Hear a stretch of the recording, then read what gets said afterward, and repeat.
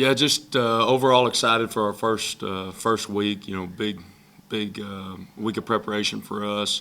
I think it's a really good football team, in particular offensively. By far, I think the best FCS team that we've played since we've been here. I don't even think it's close.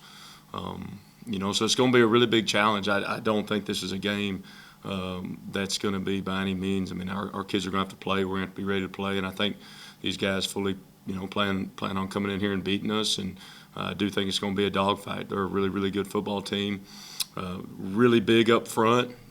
This O-line is bigger than most Group of Five O-lines that we'll play against this season. They have a bunch of running backs, number 2, number 4. Probably their 2 biggest feature backs. Very physical downhill backs. And wideout-wise, they didn't have their big wideout when they played this last season, but he's back. So number 8 on the outside, their tight end is one of the better pass-catching tight ends. Number 85 that we've seen since we've been here. Probably compare him to the tight end from Louisiana Monroe. And then they have some transfers and some pretty good slot players. So very explosive offense. When you watch against all the FBS teams that they played, every single team they played, they scored points on. So I think this is going to be a big challenge, week 1 for us, and hopefully our guys are up for the task this week. Coach, I know their quarterback, led their team in rushing last year, dual threat guy. Maybe, it's hard to compare anybody to Malik, but same type of player. What type of, challenges does he present for your defense this week? Yeah, he presents a ton of challenges. I mean, he's a dual threat guy. He can throw the ball on the run well. He runs their offense, I think, at a really high level. They're, an RPO-based offense, but have a lot of +1 run game in their system as well, and just the ability to extend plays. I think anytime you get off script and have the ability to extend plays, does a great job of scrambling and getting what's there, but also keeping his eyes down the field. And if you don't do a good job staying in coverage, he'll hurt you. And when you look, over the last 2 seasons, you see that consistently with him on film when D lines don't contain him, can't keep him in the pocket, and he gets off script and makes stuff happen. And so he's definitely the key to their offense. Obviously, everything goes through him, but just an exceptional talent athletically at the quarterback position for sure, and throws the ball well.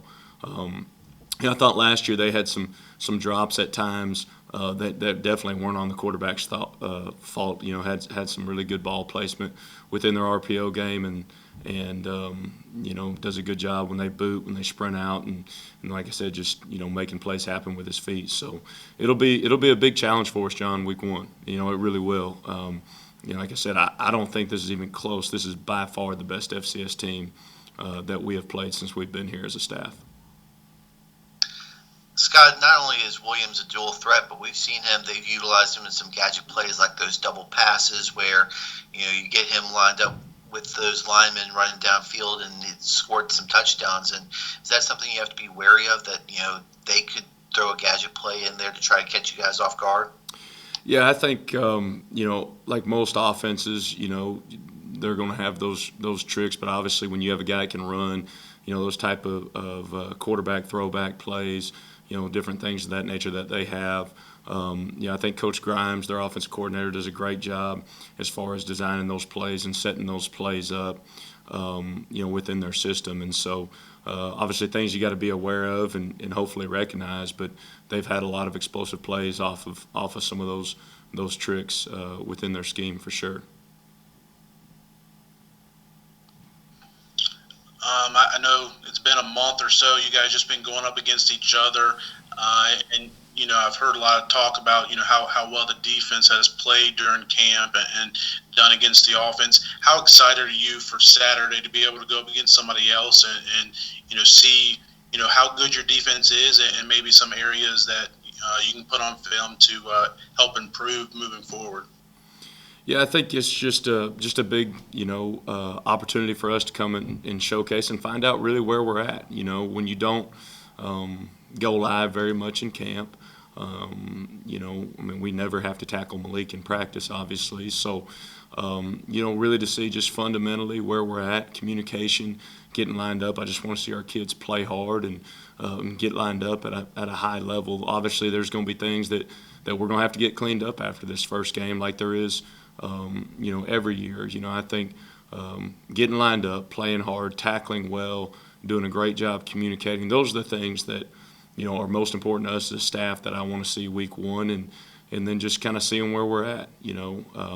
This test will have a lot of new guys that hadn't played for us, so seeing how they do under the lights. You think you have an idea of where they're at, but until we get into that game, true game moment where those guys got to make those decisions and be able to do it at a high level consistently. So great opportunity for us. I'm excited for our kids just to be able to get out and showcase the work that they've put in and hopefully put a good product on the field.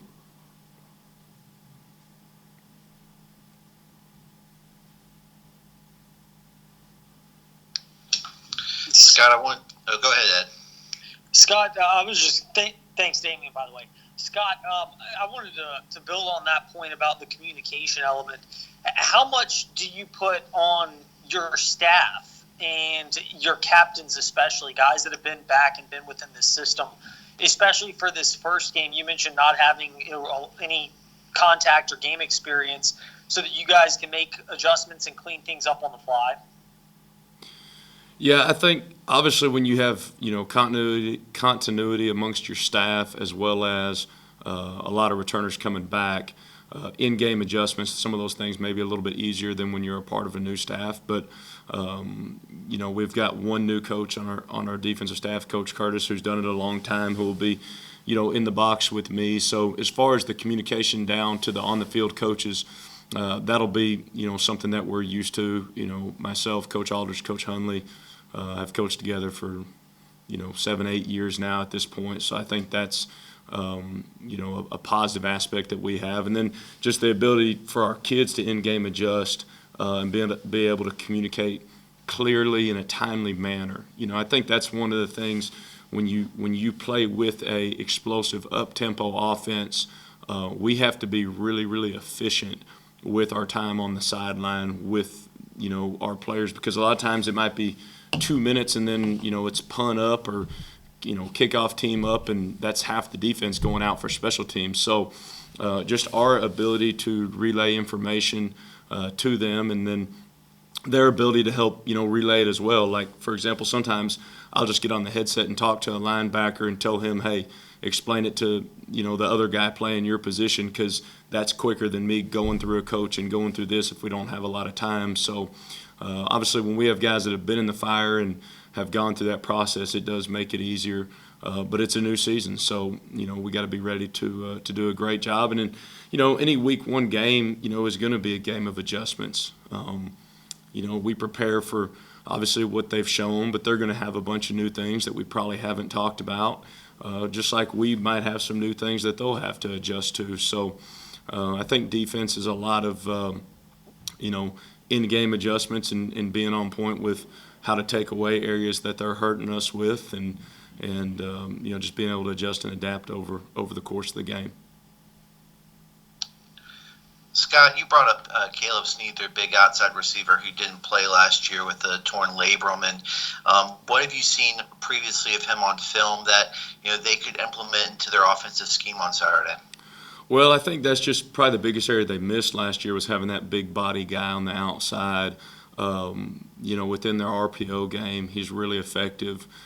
Just giving the quarterback a big, strong possession guy that attacks the football, runs really well for a guy his size. So, I think that explosive, vertical threat that they probably didn't have last season, because they didn't have a guy quite like him. So I really think it gives them an ability to open up their offense, a lot more and stretch the field vertically, as well as, be able to stay on task and on rhythm, in their RPO game.